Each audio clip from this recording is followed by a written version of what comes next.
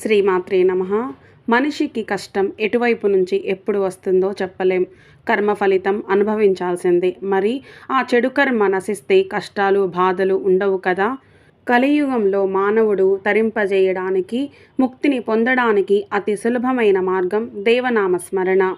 సౌఖ్యాన్ని, ముక్తిని ప్రసాదించే ఈ 16 అక్షరాల శ్రీకృష్ణ తారక మంత్రం మనం ఉచ్చరిస్తూ భావితరాలైన మన పిల్లలకు నేర్పిద్దాము.